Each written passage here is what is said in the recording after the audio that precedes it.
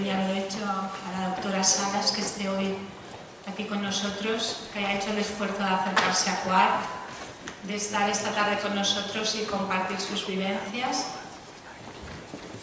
Quisiera también saludar, además de a nuestra alcaldesa, a Carmen Martínez y otras autoridades del Ayuntamiento de CUART, a la ilustrísima señora rectora de la Universitat de Valencia, que también hoy nos acompaña, se ha acercado también aquí a CUART a esta ponencia. Y yo debo presentaros a Margarita, nada menos. Yo creo que todos la conocemos, aunque sea un poquito, la trayectoria de esta mujer, que sin duda es una de estas mujeres que rompen esos techos de cristal que tantas veces hemos oído. Ella actualmente es profesora ad honorem del Consejo Superior de Investigaciones Científicas, química de formación. Se marchó a Estados Unidos a hacer una estancia postdoctoral al laboratorio de nuestro premio Nobel Severo Ochoa.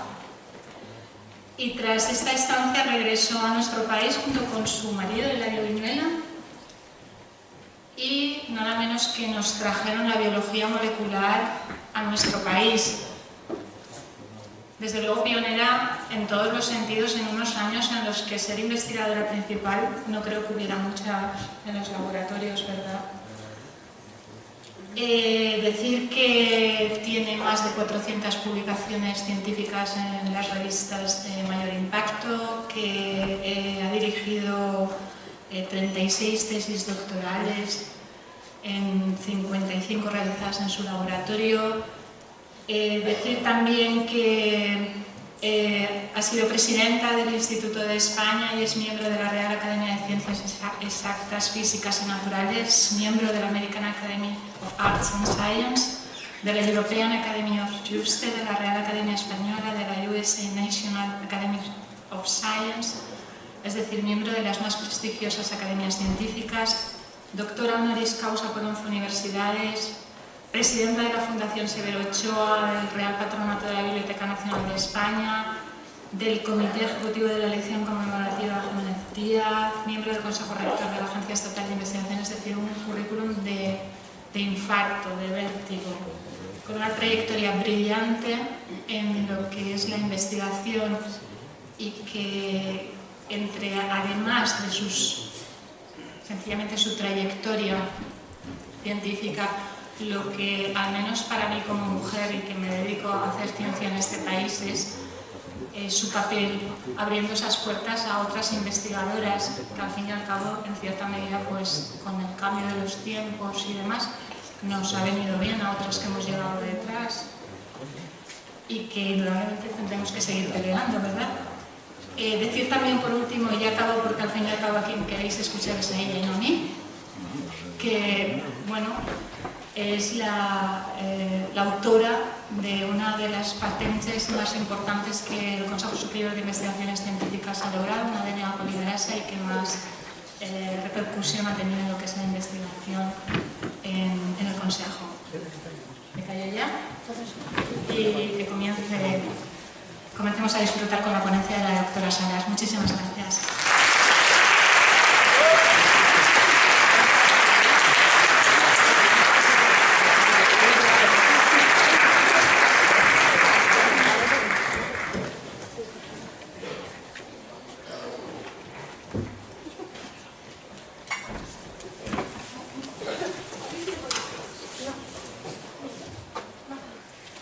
Muchas gracias, presidenta. Muchas gracias a todos por estar aquí, señora alcaldesa, señora rectora. Es un placer para mí estar hoy aquí para hablarles un poco de, en general, mujer y ciencia y mi propia experiencia. Quisiera, para empezar, hacer una retrospectiva histórica y señalar el papel que jugaron las mujeres en la ciencia desde los albores de la civilización. Citando a Margaret Alley, quien escribió Historia de las mujeres en la ciencia desde la antigüedad hasta finales del siglo XIX, cito: nuestras primeras antepasadas aprendieron a preparar barro y a hornear cerámica y descubrieron la química de los solvantes. Para la época de Cromañón, las mujeres ya fabricaban joyería y mezclaban cosméticos, origen de la ciencia química. Con el establecimiento de la civilización griega, la mujer se hizo presente en la escuela matemática de Pitágoras, aun cuando en la Grecia clásica las mujeres vivían en un estado de segregación, legitimada además por la opinión de voces autorizadas como la de Aristóteles, de la inferioridad básica del sexo femenino. Con la llegada del Imperio Romano, Grecia dejó de ser el centro de la cultura de la Edad Media para pasar a Egipto, en Alejandría, donde aparecen dos mujeres científicas importantes. Una de ellas fue la alquimista María de Hebrea, que vivió en el siglo I a.C. Fue famosa por su habilidad para diseñar aparatos químicos, por ejemplo, el baño María, que debe a ella su nombre. Como química se distinguió en el campo de los pigmentos, siendo su contribución más importante la del Maris Black, una preparación de sulfuro de cobre y plomo que se usa en pintura.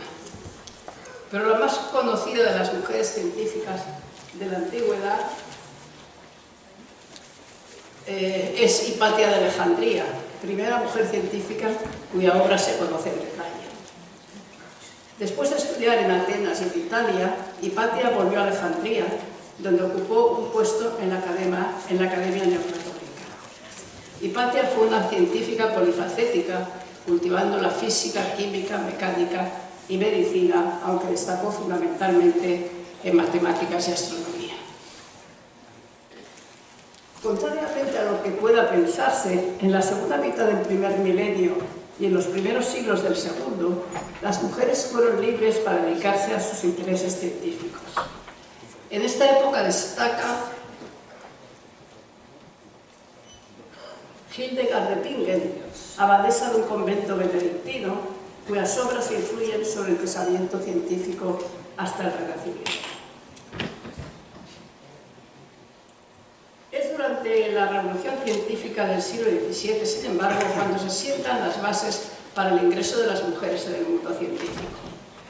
Es de destacar que en esta época las mujeres están presentes en todos los campos científicos: química, botánica, biología, geología, astronomía, matemáticas, además de medicina, que es donde más habían destacado en el pasado. De acuerdo con los historiadores, el establecimiento de las academias constituyen el origen de la ciencia moderna. Las principales academias europeas se fundan en el siglo XVII. En 1662, la Royal Society de Londres; en 1666, la Académie Royale des Sciences de París; en 1700, la Société Regia Saint-Pierre de Berlín. A finales del siglo XVIII existía en Europa un número considerable de academias que eran instituciones vinculadas a las universidades. Pero a medida que el prestigio de las academias aumentaba, las mujeres eran excluidas de ellas. Así, por ejemplo, la Académie Royale des Sciences de París impidió que las mujeres entrasen como miembro de número. Y aunque la Royal Society de Londres tenía unos estatutos más abiertos, no admitió a ninguna mujer hasta 1945.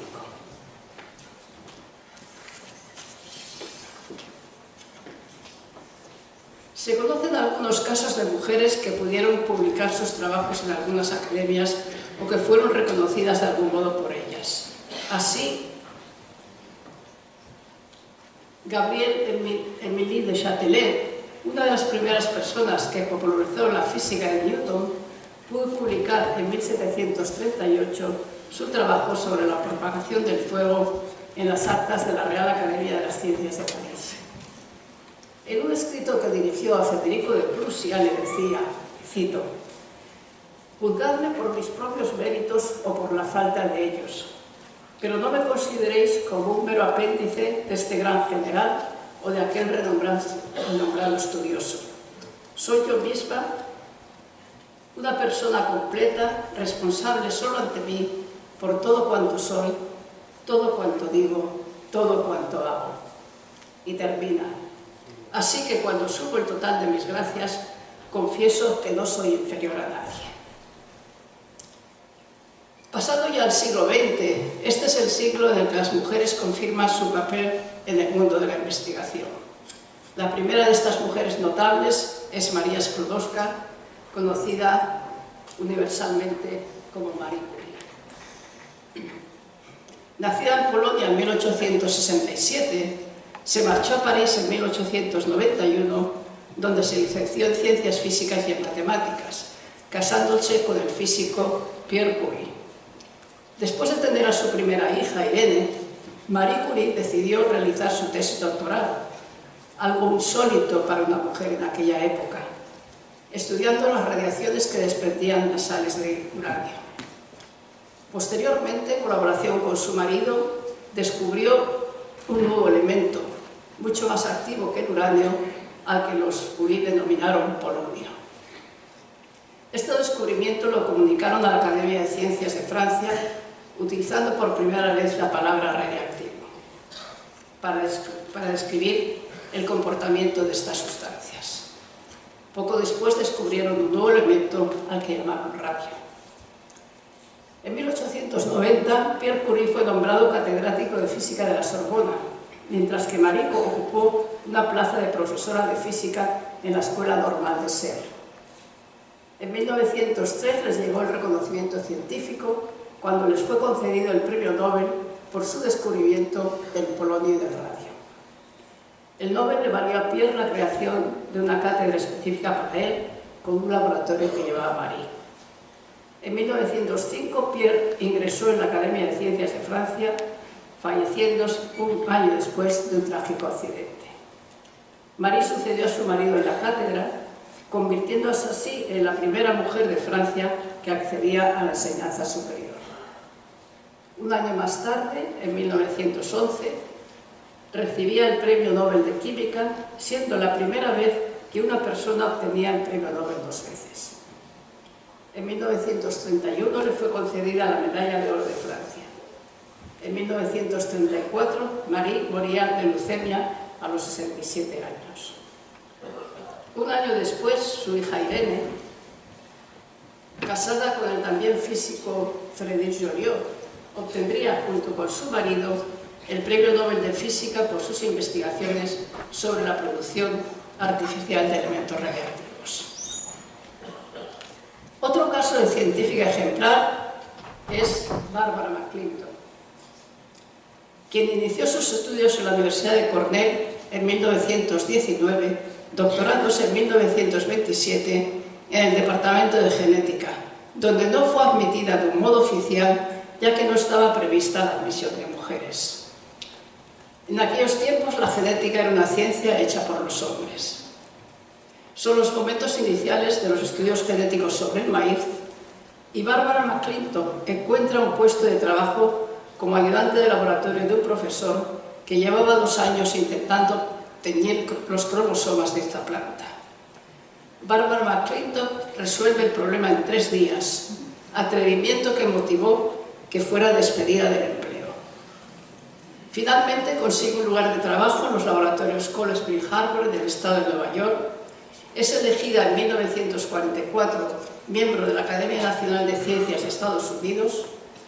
En 1945 ocupa el puesto de presidenta de la Genetic Society de América y en 1983, por el descubrimiento de la transposición genética de los llamados popularmente genes saltarines, consigue a sus 81 años un tardío pero merecido premio Nobel.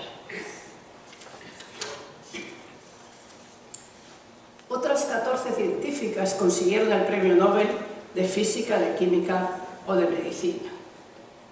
De ellas voy a citar solo algunas, en concreto Rita Levi-Montalcini, quien descubrió el factor de crecimiento neurológico, lo que le valió el Premio Nobel de Medicina en 1983 a los 77 años. Ya más reciente, hace 10 años, en 2008, Françoise Barré-Sinoussi por su descubrimiento del virus del SIDA. En 2009, 3 mujeres recibieron el Premio Nobel, 2, Elizabeth Blackburn y Carol Ryder. el de medicina por su descubrimiento de los telómeros y la telomerasa, y Ada Yonath el de química por la determinación de la estructura tridimensional del ribosoma. En 2014, la noruega May-Britt Moser, Premio Nobel de Medicina por sus descubrimientos de células que constituyen un sistema de posicionamiento del cerebro. Y finalmente, la última, en 2015, la china Yu Yutu recibió el Premio Nobel de Medicina por el desarrollo de la artemisina contra la malaria. Estas 18 mujeres son las únicas que han llegado a la cúspide en el área de las ciencias, considerando la cúspide la obtención del Premio Nobel. Frente a estas 18 mujeres, 599 hombres consiguieron el Premio Nobel en dichas áreas, es decir, un 3%. Otras científicas muy valiosas tuvieron menos suerte que las anteriores y no consiguieron un merecido Premio Nobel. Entre ellas destaca Rosalind Franklin. Su trabajo fue básico en el descubrimiento de la estructura de doble hélice del DNA por Watson y Crick. Sin embargo, en parte debido a su muerte prematura, murió de cáncer a los 37 años, y en parte debido a su condición de mujer, lo cierto es que la historia no le ha hecho justicia. Otra científica que también destaca por sus importantes contribuciones en el campo de la física es Lise Meitner. Llamada por Einstein la Marie Curie alemana, su nombre ha quedado vinculado al de la física nuclear. Según comenta Otto Hahn, quien formó un excelente tándem con Lise Meitner, cito: el comienzo fue difícil para ella. Emil Fischer, el director del Instituto de Química de Berlín, no aceptaba a las mujeres, pero hizo una excepción en favor suyo, con la condición de que no entrara en laboratorios donde trabajaban estudiantes varones. Fue la segunda mujer que en Viena alcanzó el título de doctor en física en 1906, y también la segunda que obtuvo la Venia Legendi en física por una universidad alemana. Como anécdota, la conferencia pronunciada por Lise Meitner en 1922, al obtener la Venia Legendi por la Universidad de Berlín, titulada Problemas de física cósmica, apareció en la prensa con el título Problemas de cosmética física. Aunque Lise Meitner fue clave en el descubrimiento de la fisión nuclear, el Premio Nobel de Química fue obtenido en 1944 por su compañero de trabajo Otto Hahn, quien reiteradamente ocultó la contribución de Lise Meitner, quedando esta en el olvido. Aunque estamos ya en el año 2018, son todavía pocas las mujeres que forman parte, por ejemplo, de las academias de ciencias en el ámbito europeo, con una media del 4%. Y en España la proporción es similar. Es obvio que hemos recorrido un camino importante en el que la mujer científica ya no es mirada como una rareza, y también ha cambiado su mentalidad. Pero también es cierto que el número de mujeres que en la actualidad alcanzan una posición directiva es muy bajo. ¿Cómo veo a la mujer científica del mundo actual? Tengo que decir que en la actualidad el número de mujeres que realizan la tesis doctoral en nuestros laboratorios iguala y en numerosos casos sobrepasa el número de hombres. La mayoría de estas mujeres se plantean en la actualidad una carrera científica tan seria como la de los hombres. Yo no veo en este momento discriminación frente a las mujeres a la hora de conseguir una beca para hacer la tesis doctoral o para obtener un puesto de trabajo en nuestros centros públicos de investigación. Sin embargo, todavía existen desviaciones, en particular en los puestos más altos. En un artículo que tengo de hace algún tiempo se comenta que la mujer forma el 53% de la universidad, pero solo ocupa el 34% de las plazas de profesor titular y el 20% de las cátedras. Por otra parte, solo 11 de los 76 rectores actuales son mujeres. Entre ellas tenemos aquí a la rectora de la Universidad de Valencia. y solo recientemente se ha nombrado a la primera mujer presidenta del Consejo Superior de Investigaciones Científicas. De cualquier manera, es evidente que el número de mujeres científicas ha aumentado de un modo espectacular. Yo soy optimista y debido al aumento del número de mujeres en los laboratorios de investigación, pienso que si las mujeres seguimos luchando e incorporándonos al mundo profesional, en un futuro no muy lejano, la mujer investigadora ocupará en la comunidad científica el puesto que le corresponda de acuerdo con su capacidad y su trabajo. Sin embargo, hay que poner una nota de cautela, ya que pienso que todavía tenemos que luchar contra la discriminación negativa. En la segunda parte de mi conferencia, permítanme que resuma mi historia personal, quizás como ejemplo del pasado y presente de la mujer en la ciencia. Yo nací en Asturias, en el pequeño pueblo de Canero, cerca de Luarca. Luarca, a su vez, es conocida como la cuna de Severo Ochoa.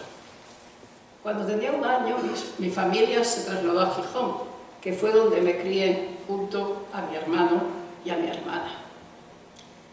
Mi hermana y yo tuvimos la suerte de que nuestros padres nunca nos discriminaron respecto a mi hermano desde el punto de vista de nuestra formación. Mis padres tenían muy claro que nuestro futuro dependería de nuestro trabajo.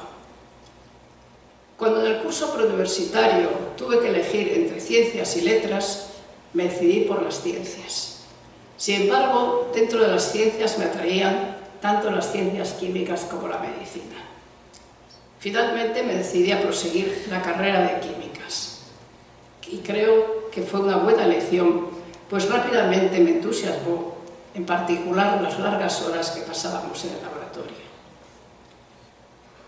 Cuando terminé el tercer curso de la licenciatura, pensaba que mi futuro podía ser la investigación de química orgánica. Pero aquel verano tuve la ocasión de conocer a Severo Ochoa, quien influyó decisivamente sobre mi futuro.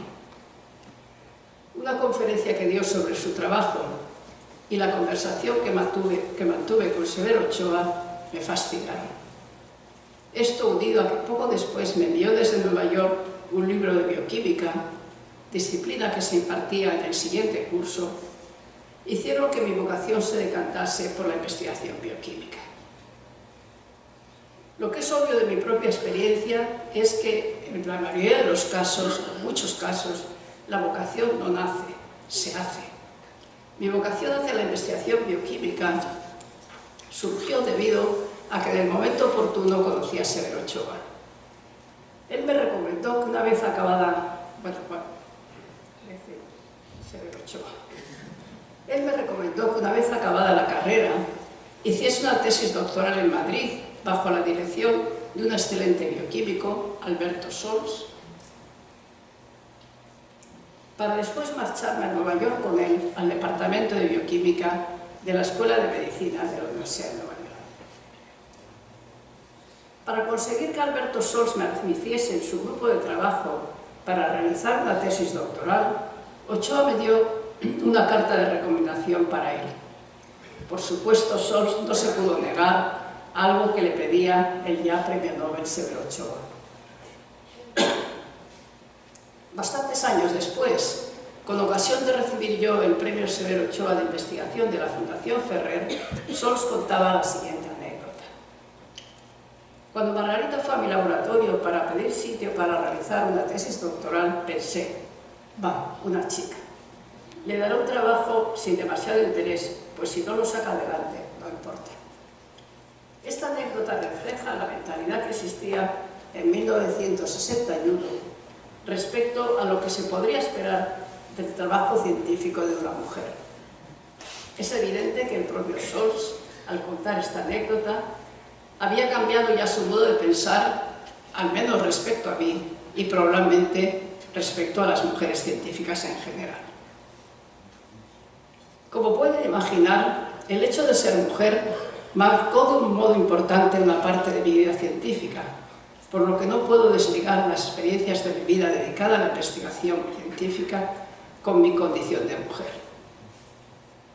Lo que también quiero resaltar es que mis vivencias científicas de 40 años van unidas a las de Eladio Viñuela, con quien compartí este periodo importante de nuestras vidas. En el año 1964, una vez finalizada la tesis doctoral, ambos con Alberto Sols, nos casamos y nos fuimos al departamento de Severo Ochoa en la Escuela de Medicina de la Universidad de Nueva York. Tengo que agradecerle a Ochoa, que desde el principio nos puso en grupos de trabajo distintos. Citando textualmente sus palabras, dijo: así por lo menos aprenderéis inglés. Esta separación creo que más bien reflejaba su interés en que cada uno desarrollásemos nuestra personalidad científica. Yo en Nueva York me sentí persona respecto a mi trabajo. Si yo obtenía resultados interesantes, era yo la que los conseguía y a mí se me reconocía. Realmente durante los 3 años que estuvimos en Nueva York, no noté la menor discriminación por el hecho de ser mujer. En 1967, después de 3 años en Nueva York, Eladio y yo tomamos la decisión de volver a España a intentar hacer trabajo de investigación y a desarrollar la biología molecular en nuestro país. Éramos conscientes de que podíamos encontrarnos con un desierto científico y podría ser difícil o imposible hacer investigación. Por ello nos planteamos una vuelta condicional. Si las circunstancias no eran favorables para investigar en España, nos volveríamos a Estados Unidos. La primera cuestión que nos planteamos fue el tema de trabajo. Descartamos seguir trabajando en nuestros temas de trabajo respectivos, muy competitivos en aquella época, y decidimos volver a trabajar en un proyecto único, pues éramos conscientes de las dificultades que tendríamos al volver a España y siempre sería más fácil salir adelante si uníamos y complementábamos nuestros esfuerzos. Habíamos seguido un curso sobre virus bacterianos en Estados Unidos. Precisamente el estudio de los virus bacterianos, también llamados bacteriófagos o simplemente fagos, había dado lugar a las primeras aportaciones a la genética molecular en la década de los 50. Decidimos elegir como tema de trabajo el estudio de un virus bacteriano relativamente pequeño, pero morfológicamente complejo, lo que nos daría la posibilidad de profundizar en su estudio a nivel molecular y de desentrañar los mecanismos utilizados por el virus para su morfogénesis, es decir, para formar las partículas de virus a partir de sus componentes, proteínas y DNA.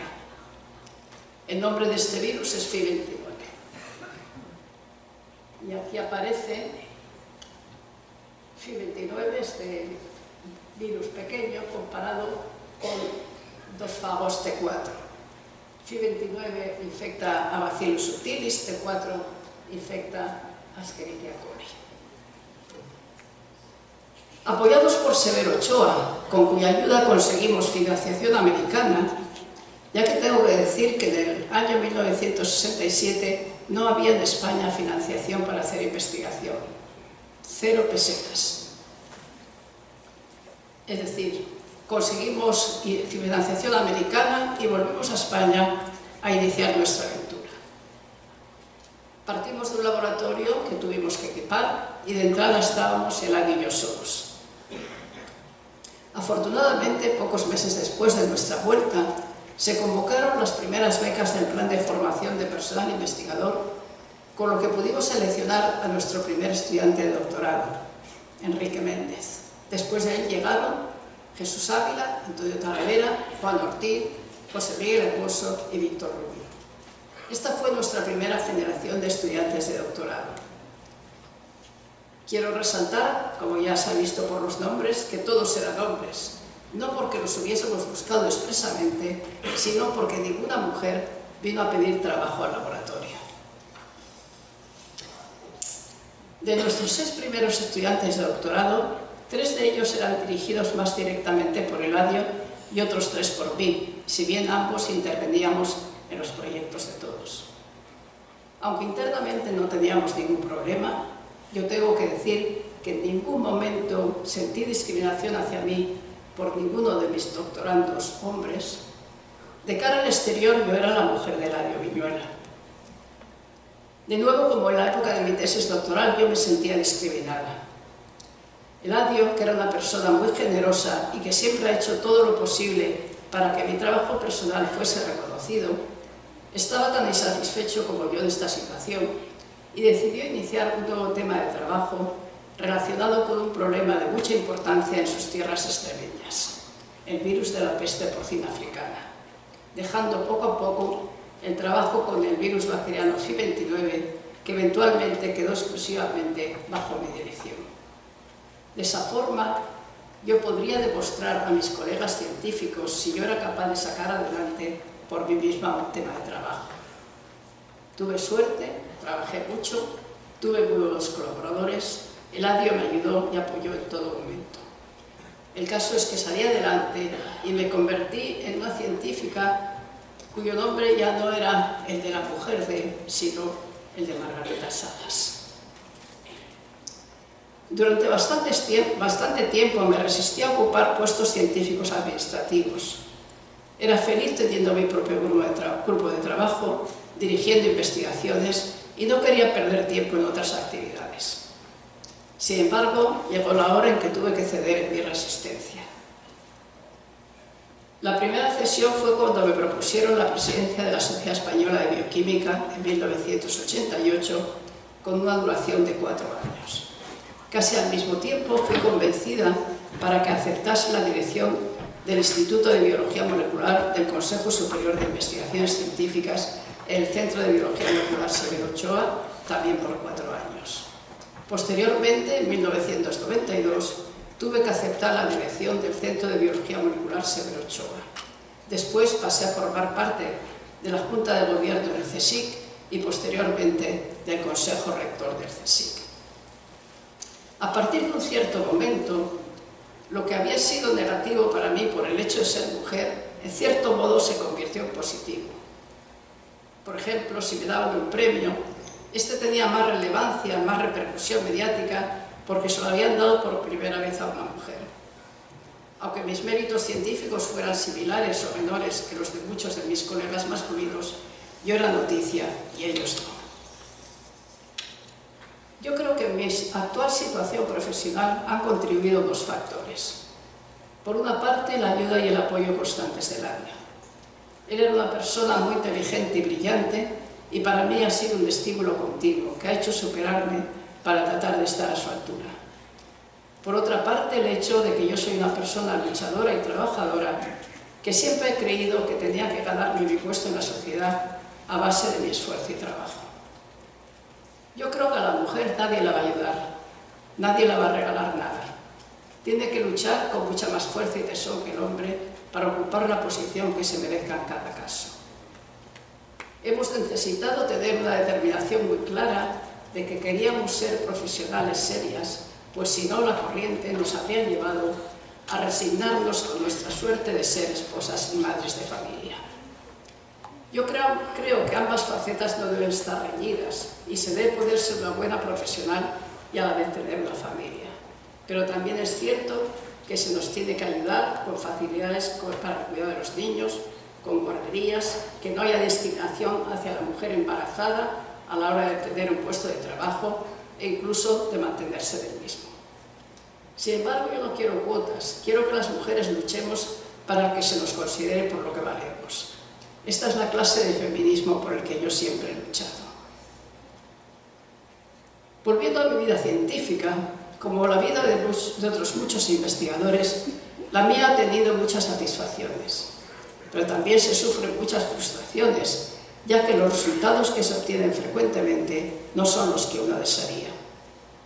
Hace falta mucha paciencia y tesón, pero sobre todo mucho entusiasmo, ya que con él se pueden sobrellevar las frustraciones que conlleva una vida dedicada a la investigación. Cuando se obtienen resultados interesantes o inéditos, se suplen con creces los momentos de desánimo que se puedan tener.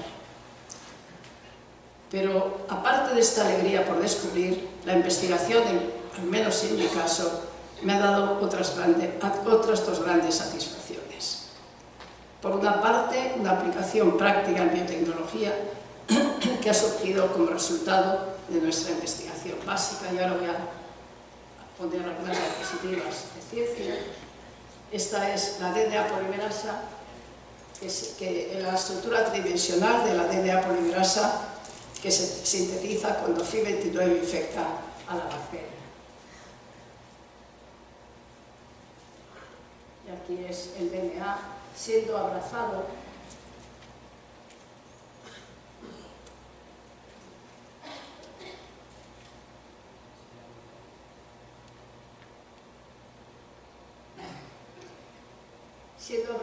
por esta estructura. Y nosotros sabemos que esta DNA polimerasa tiene las propiedades que la hacen única para amplificar DNA. Y las propiedades son que es muy procesiva, es decir, que empieza a sintetizar una cadena de DNA y continúa hasta el final sin pararse, sin disociarse. Y por otra parte tiene una actividad de apertura de la doble cadena y tiene una alta fidelidad.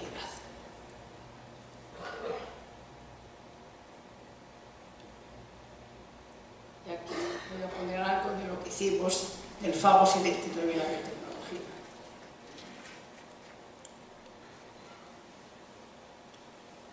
En el año 89 hicimos la patente de la DNA polimerasa de Fi29, cuyos inventores fuimos Luz Blanco, Antonio Bernat, José María Lázaro y yo misma. Esta patente se licenció a la empresa americana QSP. En el año 2001 se comercializó la DNA polimerasa de Fi29 por Amherst Biosciences, que compró la empresa QSP y sacó un kit de amplificación llamado Templifi para amplificar DNA circular. Posteriormente, en el año 2003, sacó otro kit que llamó Genomifi para amplificar DNA genómico lineal.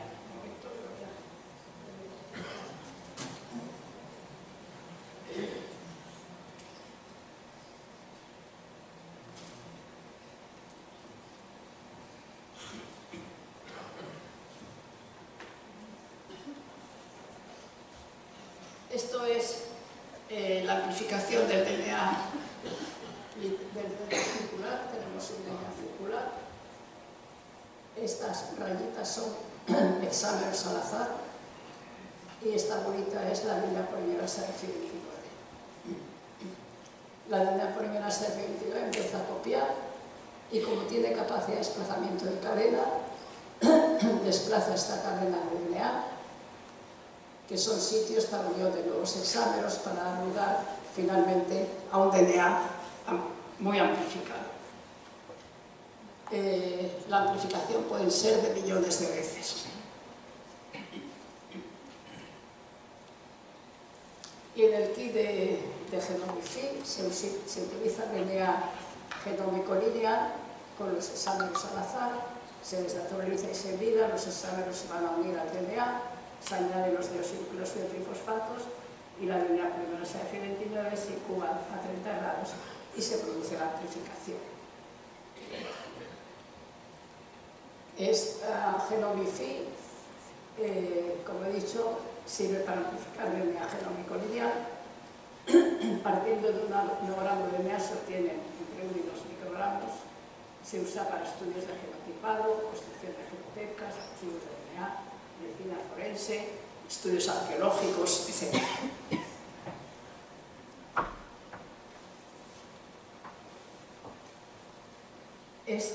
La patente de la DNA polimerasa, en los años que estuvo en vigor la patente, produjo al CSIC las regalías de 6,6 millones de euros. Hasta aquí, perfecto. Pero las patentes tienen una vida media de 20 años. Entonces la patente empezó en 1989 y expiró en el 2009. Entonces nosotros nos planteamos el ver si podíamos hacer una DNA polimerasa de Fi29 mejor que la original. Y para ello lo que hicimos fue añadir, esto sería la representación de la DNA polimerasa de Fi29, el DNA, y lo que hicimos fue añadir un dominio de unión a DNA. para dar todavía más estabilidad a la DNA polimerasa. Esto es la estructura tridimensional de la DNA polimerasa y aquí sería el dominio 1 de la DNA que añadimos, que la añadimos al extremo carboxi terminal de la DNA polimerasa a través de un link.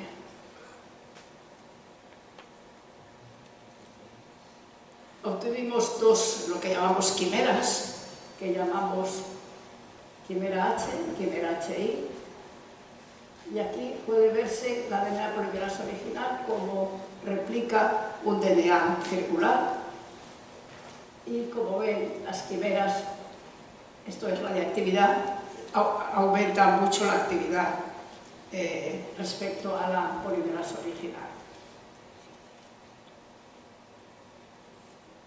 En el caso de la amplificación de DNA circular, esta es la polimerasa original y estas son las quimeras.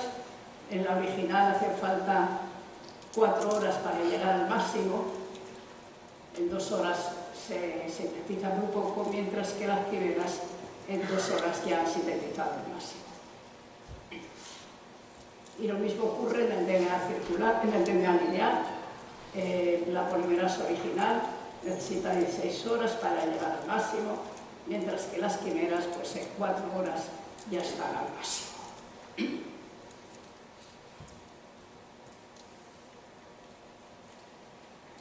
Bien, ahora nos quedaba algo por hacer, que es, sabíamos que para amplificar el DNA circular necesitábamos empezar con un picogramo de DNA.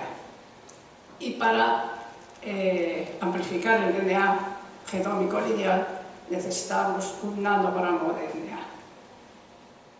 Entonces nosotros, variando las condiciones del ensayo, pudimos ver en estas, que pongo aquí, nuevas condiciones, que podíamos, mientras que en las condiciones antiguas 100 femtogramos ya no se amplificaban, en las condiciones nuevas se amplificaban 100 femtogramos y 10 femtogramos. Seguimos bajando y pudimos amplificar 1 femtogramo y 0,1 femtogramos. Esto en el DNA circular, plasmídico, y en el DNA genómico, que se pasó de 10 elevado a 6 femtogramos a 10 elevado a 2 femtogramos. Es decir, habíamos aumentado la posibilidad de amplificar 10.000 veces menos cantidad de DNA que originalmente. Y esto estábamos amplificando ya a nivel de una molécula de DNA.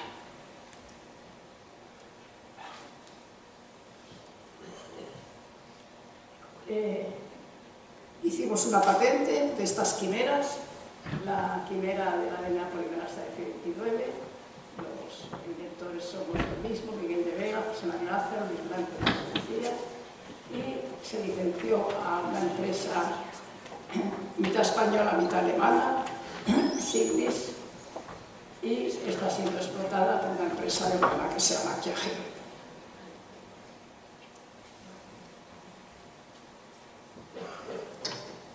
Bueno, es ciertamente una satisfacción que en una investigación básica se obtenga un resultado práctico de una gran repercusión económica.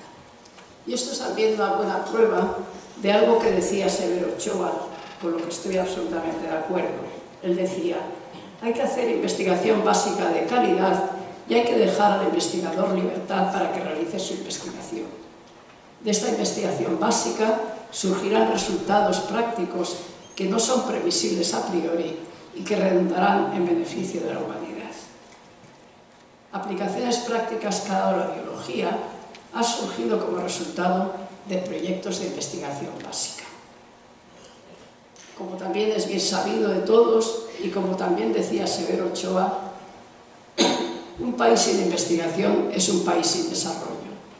Es necesario que potenciemos nuestra investigación básica de calidad, pues ella será la base para el desarrollo de nuestro país. Otra gran satisfacción que me ha dado la investigación es la enseñanza, tanto a nivel de licenciatura como a nivel de doctorado y postdoctorado.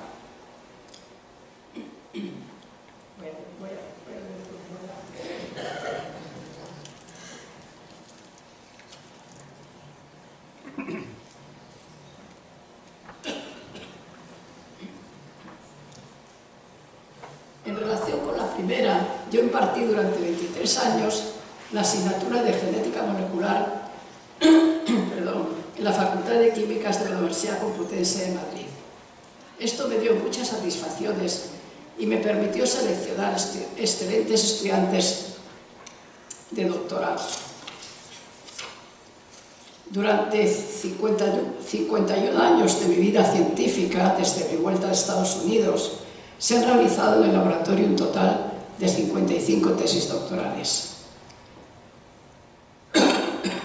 Es una enorme satisfacción formar futuros científicos, dirigirlos y alentarlos a lo largo de la tesis doctoral, pero sobre todo ser testigo de sus éxitos, muchos de ellos como jefes de grupo con su investigación propia, obteniendo importantes resultados científicos.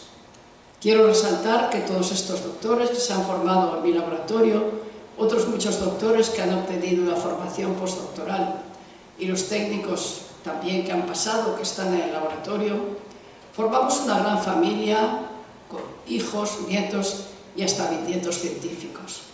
Cuando nos reunimos con ocasión de algún acontecimiento científico y o personal, siento una gran alegría y una enorme satisfacción y el orgullo de ver que muchos discípulos me han superado. No quisiera terminar sin expresar mi agradecimiento a mis dos maestros de las fases predoctoral y postdoctoral, Alberto Sols y Severo Ochoa, respectivamente, quienes me enseñaron no solo la bioquímica y la biología molecular, sino también su rigor experimental, su dedicación y su entusiasmo por la investigación. También quiero agradecer a todos los colaboradores que he tenido a lo largo de los 51 años de trabajo con el FAO FI29, ya que de ellos es el mérito de los logros obtenidos. Quisiera aquí agradecer especialmente a mis colaboradores y doctorandos varones, pues nunca me sentí discriminada por ellos por el hecho de ser mujer, y a mi maestro y amigo Severo Ochoa, ya que cuando estuve en su laboratorio me trató como persona independientemente de mi condición de mujer. A mis padres por haberme dado la oportunidad de tener una formación que me ha permitido realizar el trabajo que me gustaba. A mis hermanos y amigos por su ayuda y amistad. A nuestra hija Lucía, pues siempre me ha apoyado en mi dedicación a la investigación en mis largas horas de trabajo. Finalmente, muy en especial, quiero que quede constancia de que Eladio ha sido para mí no solo un marido, sino también un amigo y un maestro. De hecho, el mejor de mis maestros. Muchas gracias.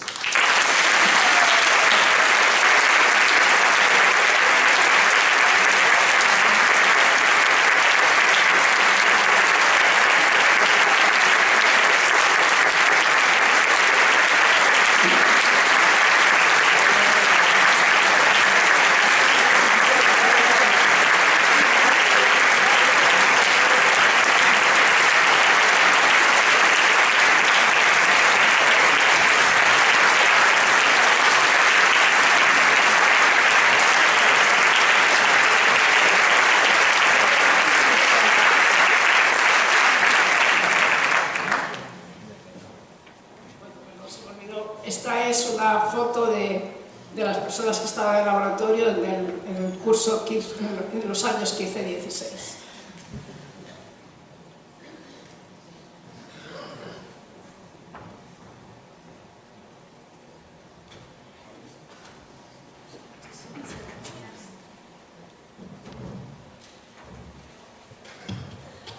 Muchísimas gracias, doctora Salas, por su extraordinaria ponencia y por ponernos al día un poco de cómo ve usted la investigación en este país, qué gran verdad, cómo está el tema, hasta el patio, ¿verdad? Y empezamos ahora el turno de preguntas. Voy a ser muy estricta, informo a la audiencia. 30 minutos. 30 minutos son 30 minutos. No voy a tener concesiones a este tema. Así que, por favor, si alguien tiene alguna pregunta en la audiencia, y si no, yo empiezo a hablar con la doctora Salas y soy la única que hablo, yo os lo cuento, vamos. Venga, esas manos. Por aquí tenemos una pregunta, si alguien puede acercar un micro, por favor. ¿No? Se podría un poco, porque es que vamos a acabar aquí con algo de ceguera si seguimos así de iluminadas. Nosotros, Para ver las caras, sí. Sí, viene ya un micro aquí.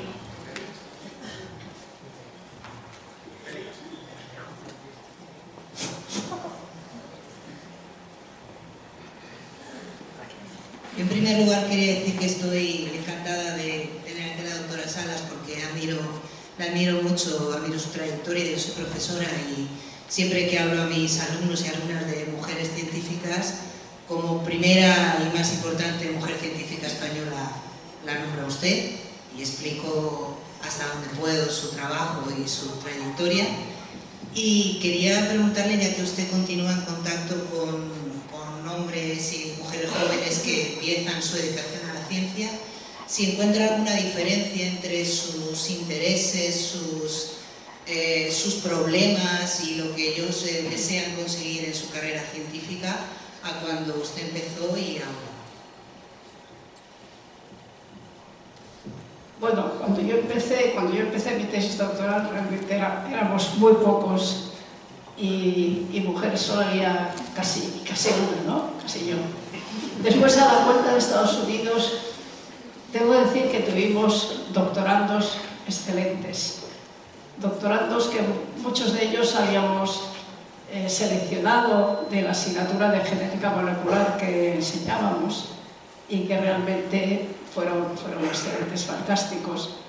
Ahí se trabajaba casi noche y día y fines de semana, no había fiestas. Es decir, se trabajaba muy a fondo. Y en este sentido las cosas han cambiado. Ahora los estudiantes haciendo el doctorado pues quieren sus horas de trabajo y sus horas libres y quieren sus fiestas. O sea que en ese sentido las cosas yo noto que han cambiado. Es que antes había mucha más dedicación que hay ahora. Es decir, pues sí, era eso. ¿Alguna pregunta más?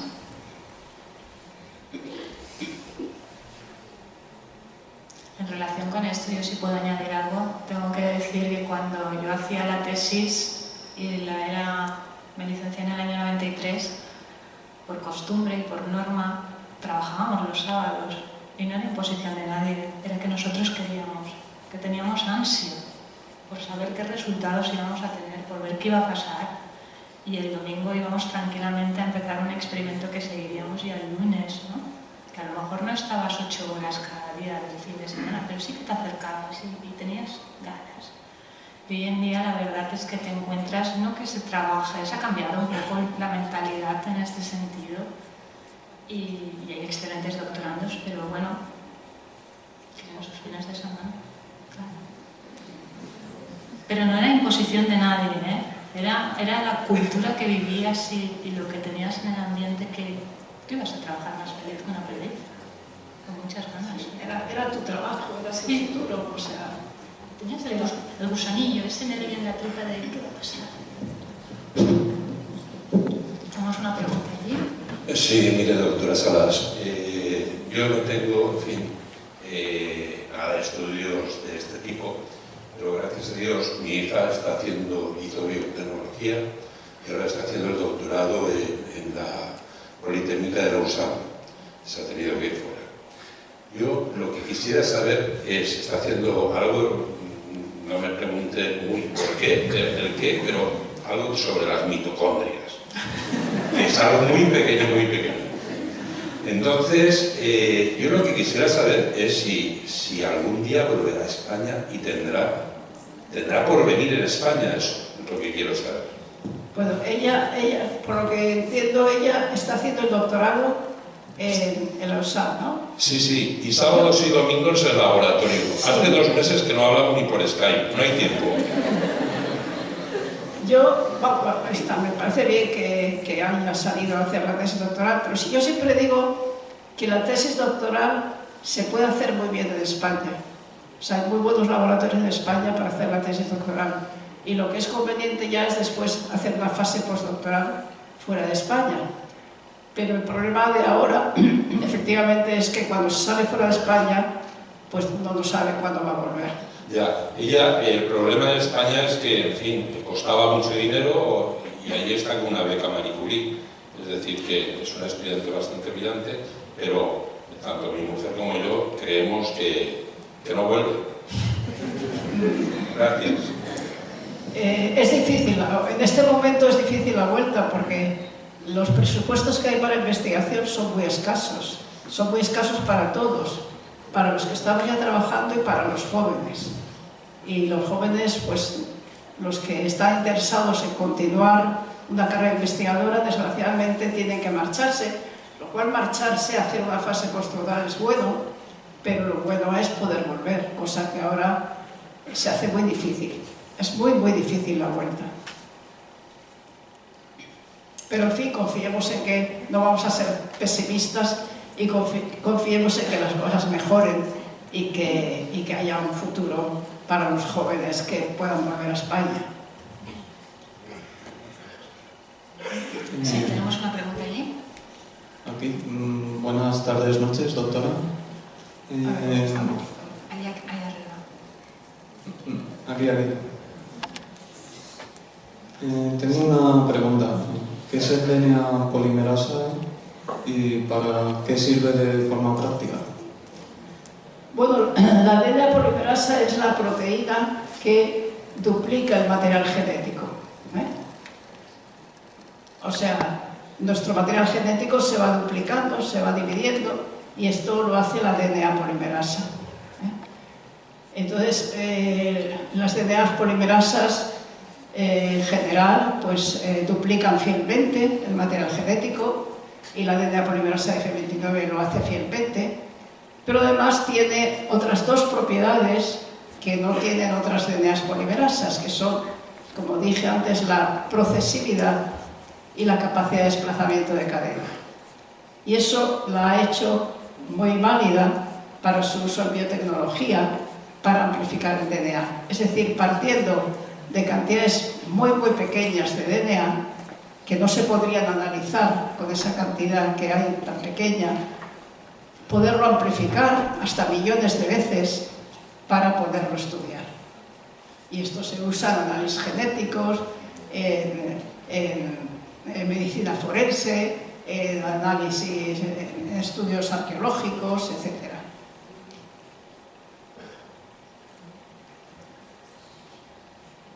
¿Alguna pregunta? Ya, que está. No, por aquí, vale, por este lado, aquí. Básicamente la pregunta es parecida a ella. Hasta hace unos años, cuando tenía un poco material genético, no podían investigar en medicina forense. La enfermedad polimerasa, al aumentar la capacidad para aumentar el DNA, lo que vemos de hecho en las películas, que pueden coger e investigar con una muy pequeña cantidad, es un poco debido a esto, imagino, porque antes tenía muy poca cantidad y era imposible determinar el DNA de una persona o de cualquier otra cosa. Y ahora a través de, imagino, de la polimerasa, al aumentar la cantidad, tendrá mucho más fácil la investigación. Además, por lo que yo sé, es a partir del año 90 y algo. Imagino que será debido a esto. Sí, bueno, hay dos técnicas para amplificar DNA.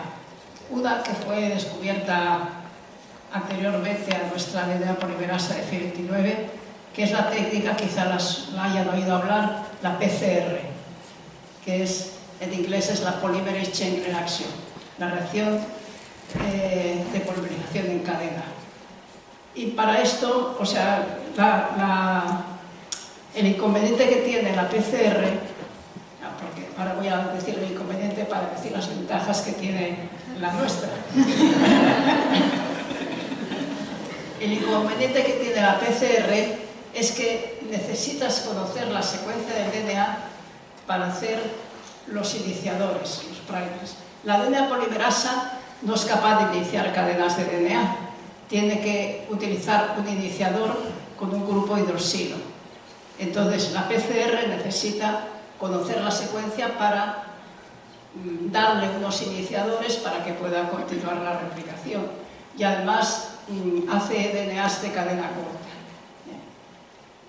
La DNA polimerasa de Fi29 utiliza hexámeros al azar, o sea, oligonucleótidos al azar de 6 nucleótidos, es decir, no necesitas conocer la secuencia, porque los hexámeros se van a unir al azar en distintas regiones del DNA, y además, como es una enzima muy procesiva y desplaza banda, pues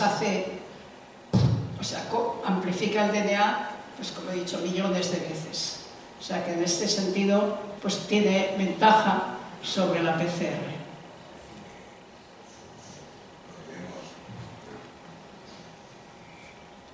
Sí, lo que suponía, porque en el otro caso, cuando tenían muy poca cantidad, no podían iniciar.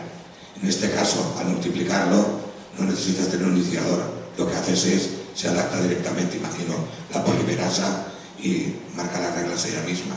Es lo que he entendido, ¿no? Es que no he entendido muy bien. No lo he oído muy bien. Perdón.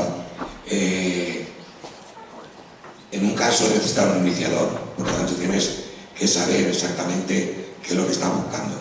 En otro caso, automáticamente, al reproducirse, se va colocando en su sitio, con lo cual no lo necesitas. Y con muy poca cantidad, al multiplicarlo, será mucho más sencillo de hacer. Es lo que he entendido, ¿no? Bueno, la gran ventaja o la gran diferencia es que en un caso necesitas saber la secuencia del DNA y en otro caso no necesitas saber la secuencia del DNA. Es decir, en el caso de la polimerasa de Fi29 puedes amplificar cualquier DNA que no conozca la secuencia, mientras que con la PCR, para amplificar DNA, necesitas saber la secuencia. Muy bien, gracias. ¿Alguna pregunta más? Yo quería hacerle una pregunta a la doctora Salas, y es una pregunta de largo recorrido. Es un poco, cuando uno piensa en la carrera científica, en un momento uno ve todos los éxitos y todos los momentos en los que el experimento ha salido bien, la hipótesis se ha confirmado y estas cosas, pero entiendo que durante una carrera científica hay muchos momentos donde uno intenta hacer algo y ese algo no sale. Y mi pregunta es, desde la experiencia y la distancia, ¿cómo se viven esos momentos en los que se ha dedicado mucho tiempo y sin embargo al final no sale? Bueno, es lo que decía, que hace falta mucha paciencia y tesón y mucho entusiasmo para sobrellevar los momentos en que las cosas no salen. Pero realmente cuando las cosas salen, ya te compensa de todo lo malo que has pasado. Ahora, también es verdad poner una nota de precaución, es decir, no te puedes empeñar en hacer una cosa que no sale, que no sale y que no sale. Es decir, no te puedes dar contra la pared, tienes que saber también poder cambiar el enfoque de lo que estás haciendo si las cosas reiteradamente no te salen. Aquí en el centro tenemos una pregunta. A ver, yo, bueno, en primer lugar, felicidades sobre todo por toda su trayectoria científica, ¿no? Yo creo que para todas las mujeres es un icono y tenemos referentes como usted, y yo creo que eso hemos de trasladarlo a las nuevas generaciones, ¿no? Y por otro lado, sí que me gustaría, después de toda esa trayectoria, de todas esas frustraciones que lleva la investigación, y cuando tienes un pequeño éxito, aunque sea pequeño, eso te envalentona, ¿no? y te ayuda a seguir. En este momento en que yo creo que la formación en España de nuestros investigadores e investigadoras es buena, de hecho está reconocida internacionalmente cuando nuestros titulados van por otros países, el que aquí se nos reconozca menos, eso una. Y segundo, cómo ve, después de esa trayectoria, cómo ve el futuro de la ciencia en nuestro país. Ha hecho un comentario, estoy totalmente de acuerdo, que sin investigación no hay progreso. Y parece que este país no se entera, las subvenciones cada vez son más bajas, los proyectos de investigación cada vez, las concesiones pues son más pequeñas, gracias a proyectos europeos subsistimos algunos, pero un poco cuál es su visión después de esa trayectoria ¿Cuál es su visión de ese futuro que nos espera en este país? Bueno, vamos a ver, respecto a lo primero, es decir, yo siempre digo que los doctores que se forman en España son excelentes y, como bien has dicho, cuando salen del extranjero se lo rifan. Hablando coloquialmente, es decir, los doctores españoles son muy bien valorados en el extranjero. Futuro de España, o sea, ahora lo estamos pasando muy mal en investigación, todos, los jóvenes y los no tan jóvenes. Es decir, los presupuestos han disminuido, evidentemente también está aumentando el número de investigadores, pero no hay para todos, entonces hay muchos que se quedan sin proyectos, y realmente, como no cambie drásticamente la financiación de la investigación, pues vamos a pasarlo muy mal y vamos a perder como mínimo una generación de investigadores jóvenes, porque hoy día los investigadores jóvenes que se están formando, pues como han dicho antes, tienen que salir al extranjero, lo cual, como digo, es bueno salir al extranjero, pero lo malo es no poder volver del extranjero. Si uno se quiere quedar al extranjero, estupendo, pero si uno quiere volver, debería ser posible volver. Porque además los investigadores que salen al extranjero y se forman en el extranjero, pues realmente están muy preparados para acometer la investigación en España. Y en este momento estamos en una época baja de la investigación en España. Es muy difícil investigar ahora. Yo que llevo muchos años investigando, nunca lo he tenido tan difícil como ahora. No hay becas, hay muy pocas becas. Es decir, normalmente los proyectos tú pedías una beca y normalmente, si el proyecto valía la pena, te la concedían. Ahora es muy difícil que te concedan una beca en el proyecto. Entonces, cada vez los laboratorios se están despoblando. El otro día me lo decía alguien en el Centro de Biología Molecular Severo Ochoa, que los laboratorios se estaban vaciando, porque ya no hay muy pocos becarios. Ahora lo que más hay son estudiantes que están haciendo el trabajo fin de máster, el trabajo fin de grado. Pero para hacer la tesis doctoral hace falta una beca, y o tienes un expediente buenísimo o no consigues la beca, y porque hay muy pocas becas.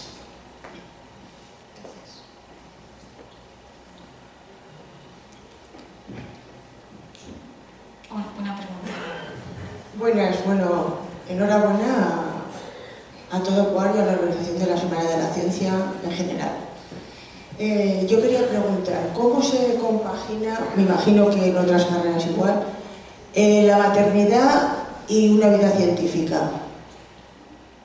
Bueno, vamos a ver, si yo hablo de mi experiencia, yo fui madre tardía, es decir, yo me casé en la época en que se casaban las mujeres entonces, a los 23 años, me fui con mi marido a Estados Unidos, volví de Estados Unidos a iniciar un grupo de investigación, cosa que era muy difícil porque España en esa época era un desierto científico. Y bueno, el formar grupos de investigación lleva tiempo, esfuerzo, y entonces yo me planteé una maternidad pues un poco como ocurre hoy día, que las mujeres son madres a los 30 y tantos, o incluso a los 40. Yo fui madre a los 37 años, conscientemente de que yo primero quería sacar adelante el trabajo de investigación y después ya pues poder tener familia. Tengo una hija y bueno, pues he podido, en ese sentido sí he podido dedicarme a la investigación y dedicarme a la familia. Pero, o sea, retrasé la maternidad hasta el momento en que yo consideré que yo podría simultanear ambas cosas. Teníamos una pregunta aquí delante.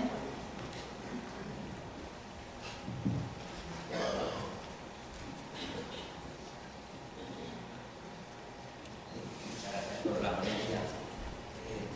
Yo ahora hago una pregunta, pero quería resaltar que hoy en Parte Ciencia es Ciencia hay presidenta de la asociación, hay alcaldesa del municipio, hay rectora de la universidad y hay presidenta del CSIC.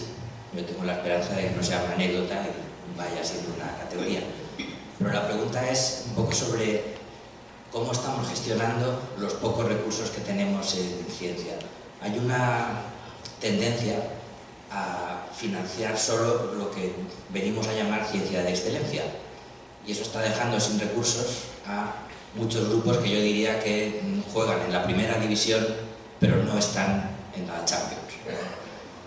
Eso está teniendo unas repercusiones graves, probablemente en el sistema en su conjunto, pero muy graves en la universidad, donde yo estoy, en la Facultad de Biología de Valencia, por ejemplo, porque tenemos menos capacidad, dedicamos la mitad de la jornada aproximadamente a la docencia, entonces estás ahogando la universidad, y sin investigación en la universidad ya no es tal. Es una academia porque los laboratorios están cerrados.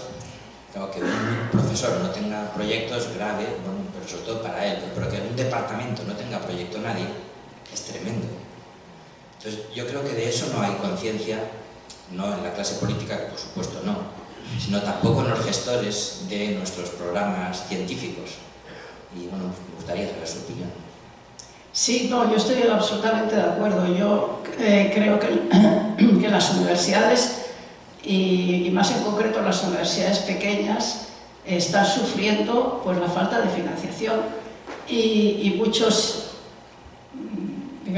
personal docente que en su día tenía un proyecto de investigación, pues se están desanimando y están diciendo, bueno, pues yo a enseñar, a dar clases, y ya ni pido proyectos porque sé que no me lo van a dar.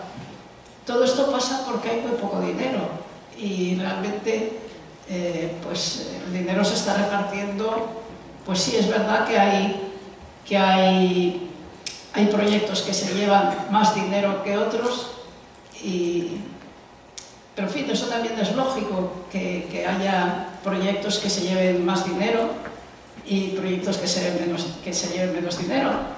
Pero la media, hace 2 meses me decían que la media del año pasado de proyectos, de cantidad de dinero para proyectos, la media de los que habían dado, era para 3 años 113.000 euros o algo así.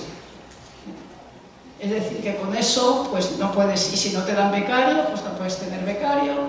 Entonces, hoy día los grupos de trabajo están siendo casi por una persona sola. O sea, y realmente, y no solo en la universidad, sino también en el consejo.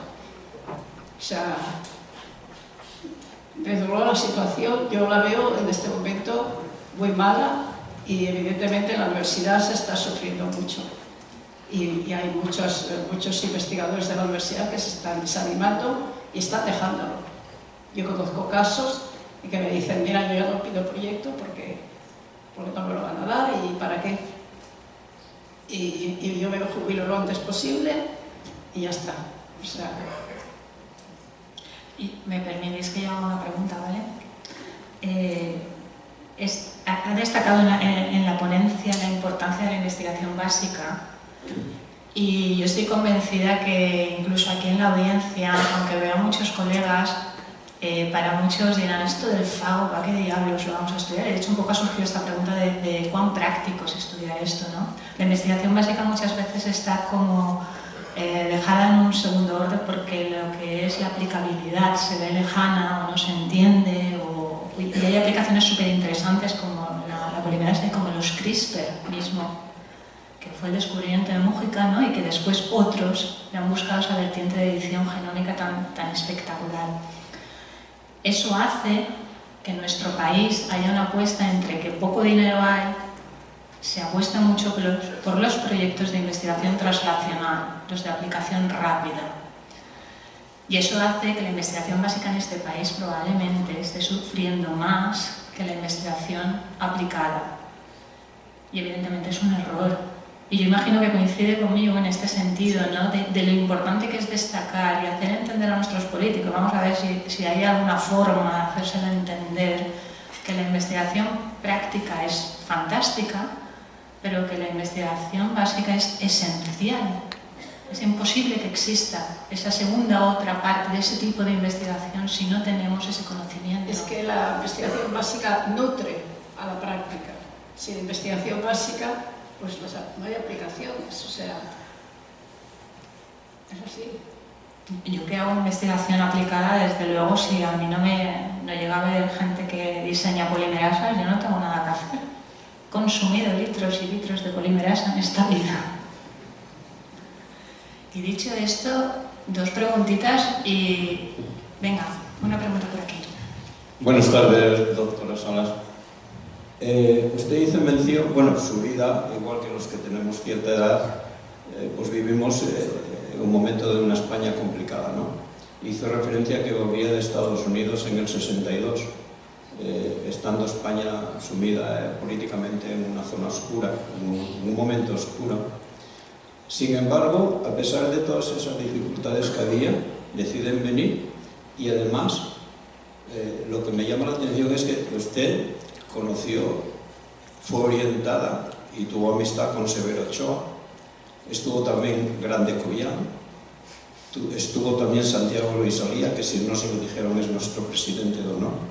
Es decir, había un brote ahí importante, usted misma, perdone que lo diga, un brote importante en aquella época tan oscura de científicos brillantes. ¿Qué pasó? ¿Fue un brote extraordinario? ¿Fue una casualidad?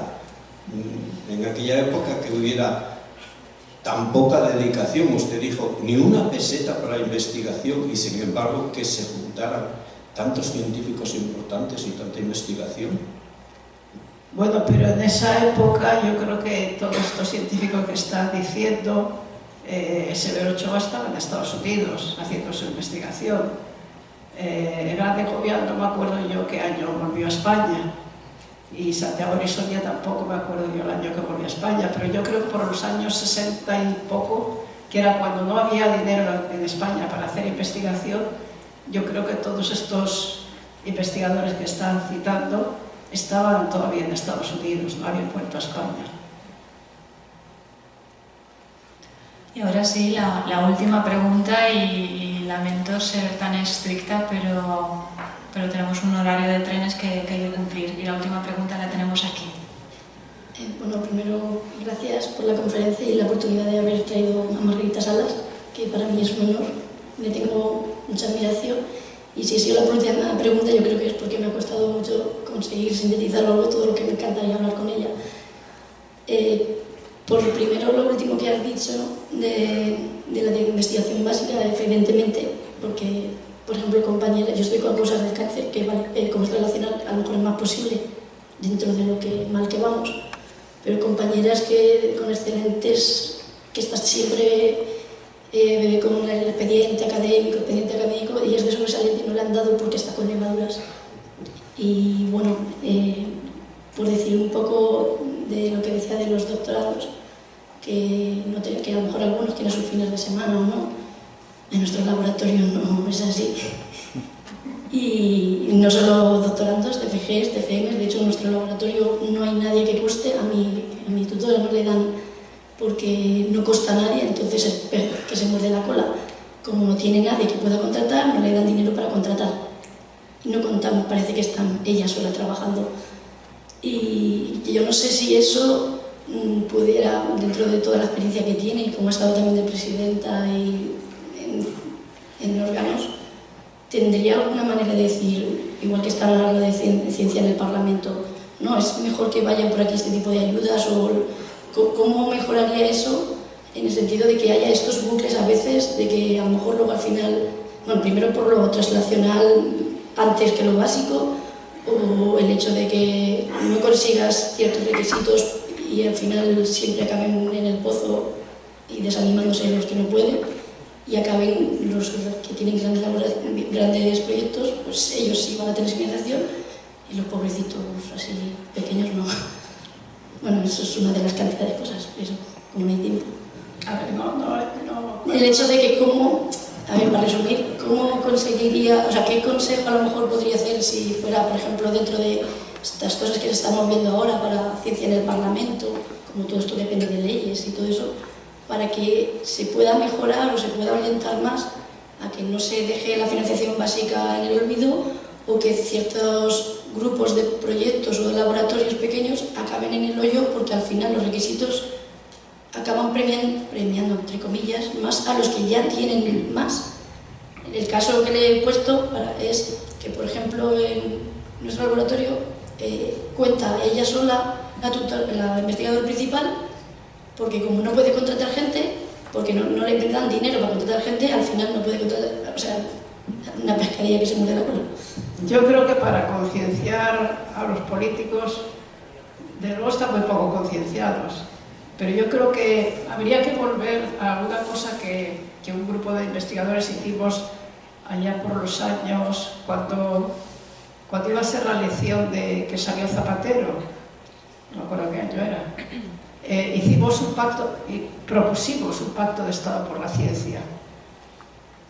Una docena de investigadores, pues estuvimos hablando con políticos y tal, y con agentes sociales para un pacto por la ciencia, un pacto de Estado por la ciencia.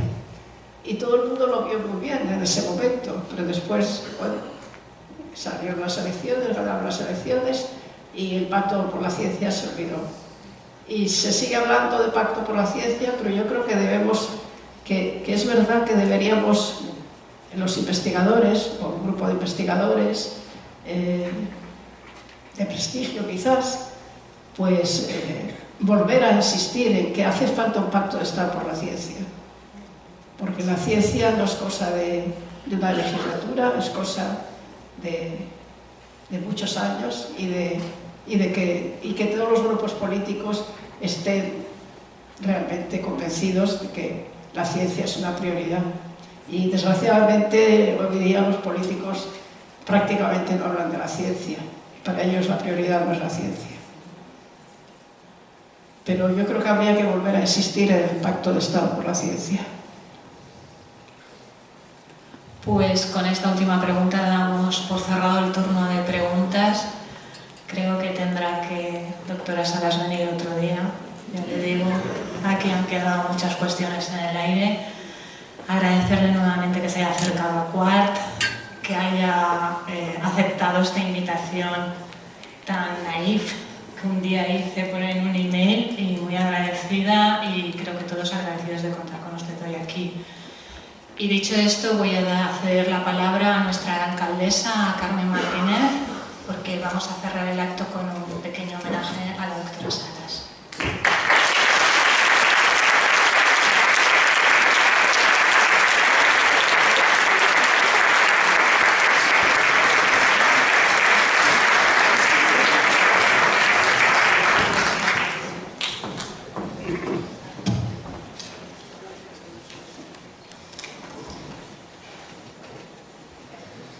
Sentarse.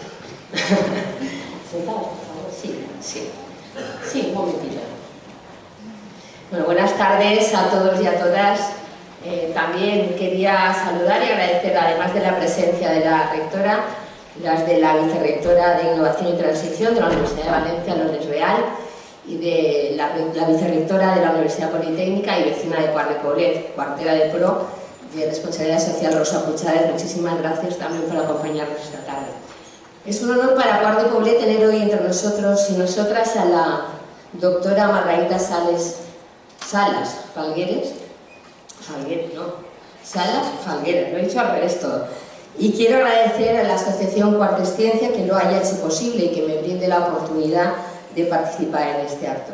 Ha sido enriquecedor y una gran oportunidad conocer de primera mano sus vivencias, sus reflexiones, su experiencia como mujer científica, especialmente en épocas en las que no se aceptaba fácilmente la unión de ambas condiciones.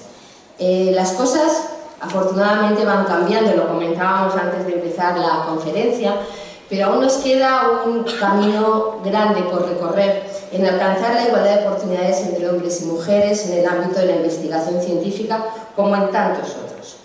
Entre Margarita Salas y Quart de Poblet se estableció, y algunos de ustedes seguro que no lo saben, un vínculo especial en julio de 2016, porque así lo decidieron los vecinos y las vecinas en la consulta ciudadana que celebramos para acordar en común el nombramiento de varias calles aplicando la Ley de Memoria Histórica. Teníamos pocas vías, las seguimos teniendo, pocas vías públicas dedicadas a mujeres, y la Comisión Municipal de Memoria Histórica, que estaba integrada por miembros de todos los grupos políticos con representación municipal, historiadores e historiadores locales, consensuó un listado para someterlo a una votación ciudadana. En el seno de esa comisión coincidimos en que Margarita Salas debía formar parte de esa lista porque estamos ante una de nuestras grandes científicas que, como se ha dicho reiteradamente, introdujo en España la biología molecular tras años también de trabajo con el premio Nobel Severo Ochoa, y que ha formado, como sabemos, a muchísimos y excelentes científicos y científicas.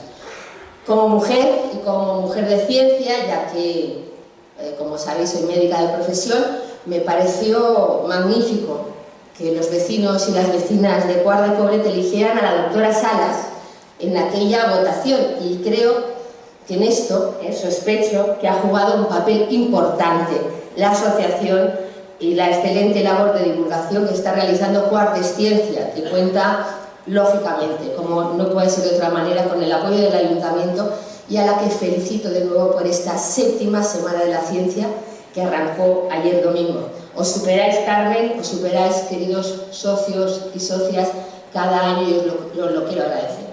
Y ya termino, pero antes me gustaría hacerle entrega a la doctora Salas de un detalle, no tiene importancia económica evidentemente, pero sí simbólica. Es una réplica de la placa que luce en la calle que lleva su nombre, que la tenemos en obras, todo se ha dicho de paso.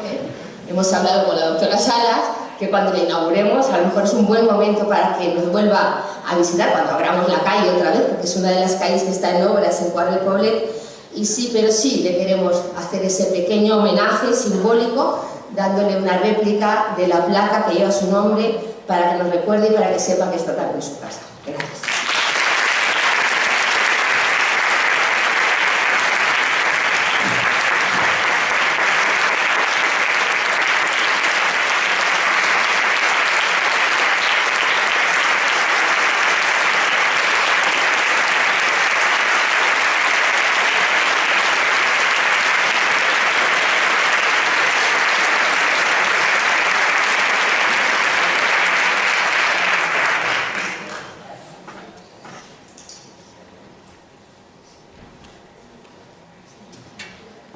Muchísimas gracias a todos y nos vemos toda la semana.